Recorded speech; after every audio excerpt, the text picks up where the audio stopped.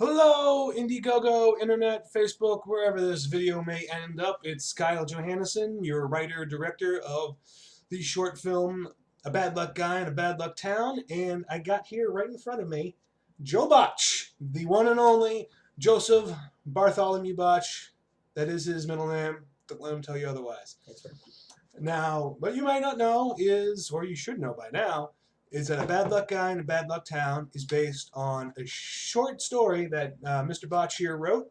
And I really wanted it's a great short story. It's called Bad Luck Night in a Bad Luck Guy in a Bad Luck Town. I forgot what the title was, so I had to look at my own story to realize. And the title, as I wrote it, was a bad luck day for a bad luck guy in a bad luck town. We shortened it. It was very long, but a great story. That's the right call. Yes. So Joe, you are a fantastic writer. I love his writing. Go to his comic book page, www.donotreadcomics.com. Check out his stuff. No, do that. Don't ignore him.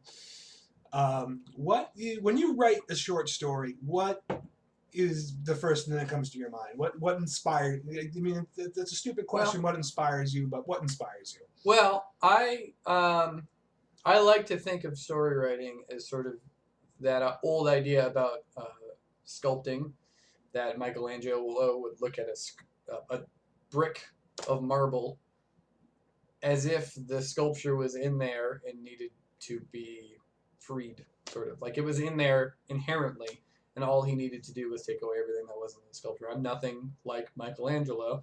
I was about to say pretentious. But I think about story writing as the same kind of way, in that I get a flash of a scene in my head, and then it's like the rest of the story is there, and you just have to find it.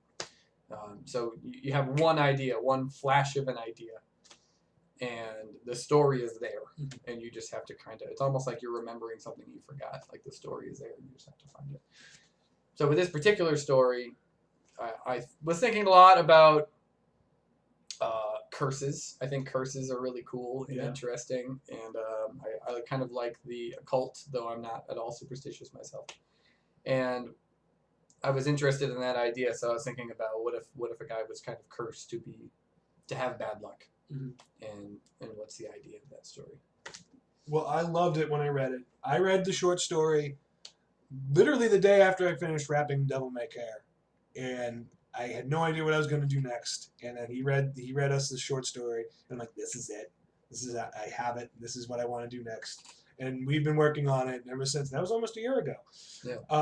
Now, you're also a really fantastic plot. Your plots are some of my favorite parts of your writing. You flatter me. And I don't flatter you, because this is all true. Because they're complex, they're unique, there's lots of twists and turns. How do you formulate these really interesting plots that you put into your writing? I mean, it's tough to say about a kind of in general idea, but I guess I can talk about what it was like with this particular story. Yeah, do that. It was it was the end of the summer. It was the day of Wine Parade, which is Kyle and I and Greg Metro and a lot of other very talented people were in a writing group. And it was the day of our meetup, and it was at the end of the summer, and a very important member of our group, Colette, was moving to New York to become a very talented journalist, which she is doing a great job at. And I was in the middle of a comic. I believe it was Phantom Limb, which is a short story that I wrote. And that you could read at www.donotreadcomics.com. It's true. And I wanted to have it done in time for Wine Parade, but it wasn't looking that way. It wasn't done. And I was really struggling, and it was the day before, and I had the whole day off from work. And I said, I really want to go into this Wine Parade, this one in particular, with a finished project, with something that's done that I can talk about.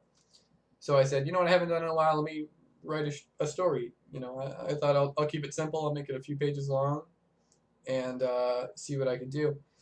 So I spent the whole day, and I just sat down, and I fell in love with this idea very quickly. And the original draft has obviously had a number of revisions by the time it's going to get to the story, that is then going to be handled by the very capable and talented Kyle. It's this guy who's writing the screenplay. And But what I loved about it is the fact that since I wrote it in that one day with this very distinct timeline, the story itself has this kind of frantic, fast pace. So even though it's a noir story that has that kind of grim tempo, it's fast and it's energetic, and that came from having to really hammer out all the ideas very quickly. So part of it, to get back to your original question about what makes these stories happen, I think it's about trusting your instincts on that first go, and obviously editing and revision are very important to get a really solid story, but really trusting those instincts when it comes to that first idea and how it develops, so that you can keep the kind of soul of the story intact.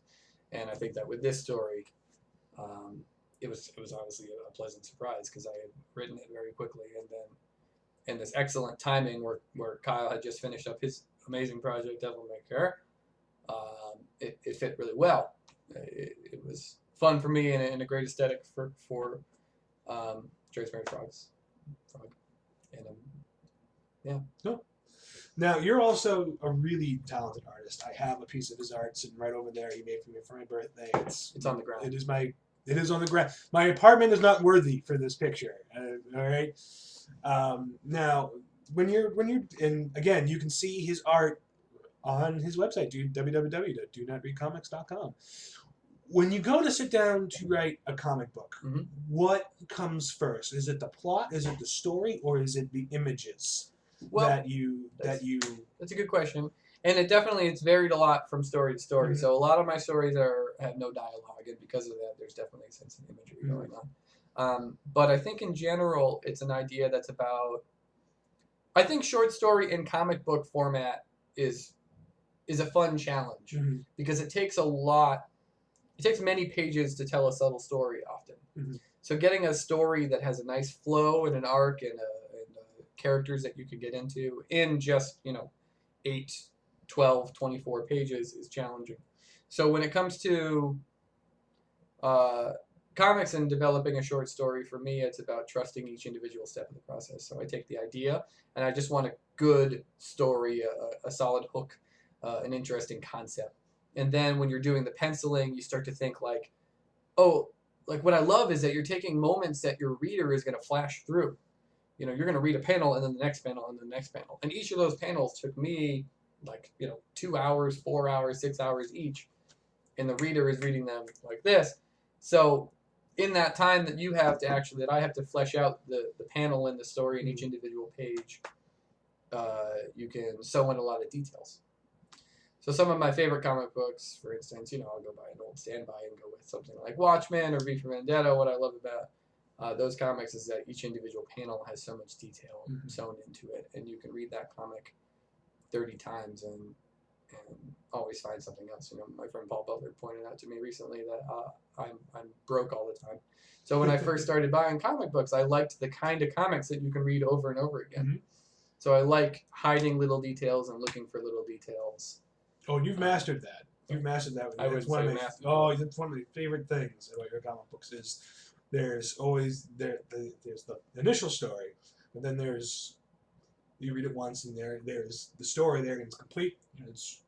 You've gotten it the first time through, but you go back and you flip it through his books, and there's so many little minute details in there that tell completely other story. I mean, it's related to what's going on. It's usually backstory or some other through line, but you have this amazing ability to tell other stories within the initial story, and it's all through the art and these little subtle details. I think you do that very well. Well, it's something I'm really excited about with this project because I didn't sew in. I sewed in some, but you and your team have been able to take the script and I know you're working to create a lot of extra substance that's outside of the story but in the story at the same time, and I'm really excited to see how that pays off because it's the same kind of process but collaborative in this case. And I think that it's going to be great world building, and I'm excited. No, we should. Yeah. So now let's actually crack into A Bad Luck Guy a little bit more. What are you I'm going to ask you the tough one question first. Sure. What are you most afraid of that I'm going to fuck up? What are you like, oh my God, he's going to get this wrong and it's going to terrify me? Without getting obviously into spoilers and stuff. Sure. What is your biggest fear? Well, I certainly... Other than everything. I'm excited about the project, and I'm not worried that you're going to fuck up. No, I know. But since the question has been posed, I think that what I think makes the story good, because it's dealing with a lot of tropes. It's a story that's a noir story, so obviously it's kind of playing off a genre, and it's a paranormal noir story, so it's working off of these concepts that have existed otherwise, like fortune tellers and curses and demons and all this stuff. But what I think makes the story good, if it's good, is the pacing and the way that it moves quickly and still tells a lot of story in that time. It expects a lot from the reader because you paint the picture very quickly in your head and it moves along in just a few sentences.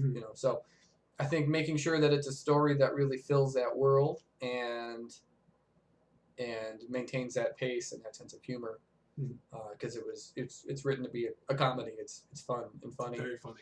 And to maintain that's a real challenge.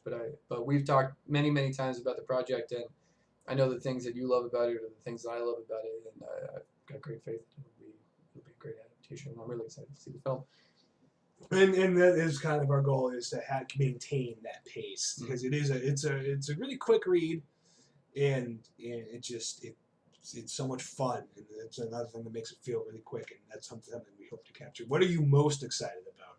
I'm most excited about, I don't want to give away anything, even though this is right at the beginning of the movie, but there's some special effects shots that I cannot wait to see how they play out, and I know a lot of the people that you've talked about for the cast, people that were in your previous project. I think they're going to do a lot of justice to it. And seeing it come to life is really thrilling. And it never occurred to me when I wrote it that it would go anywhere beyond being a short story. So it's really exciting to see it, to the idea that I will be able to see it, and that people will be able to see it. If you like Devil May Cry, I think you're going to like it a lot. But it's also a fun challenge for these guys because it's very different. It's a fast-paced comedy at its heart, and I think really the complete opposite of what Devil May Cry was. Yeah, it is. It is. Slow, and they're both realistic ways of looking at the supernatural. Yes, but they're also it's kind of goofy and it's dark and gritty, and there's some heart in it, in my opinion, but lots of it. But it's gonna be funny, I think. So. All right. Is there anything else you'd like to add before we wrap up? Oh, I don't think so.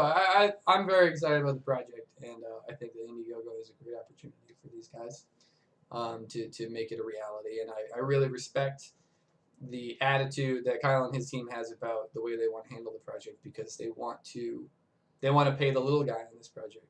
And if you know a creative person in your life who has a hard time finding work and wants to make these kind of dreams a reality, then this is the right kind of project to donate to, because they're going to pay everybody, and that's what we all want when you do a creative job. So, give them your money. Give Kyle your money. Well, Joe Botsch, you're a good friend of mine. I'm so excited that we have your sign off on this project. It's a great story. You're a great artist. Again, www.donotreadcomics.com. Go read his comics. They're really good. I promise. They're really good. He's also going to be drawing an original comic set in the Bad Luck Guy universe for our Indiegogo backers. Yeah. Do you have any ideas for that yet? Well, I know that what we kind of talked about was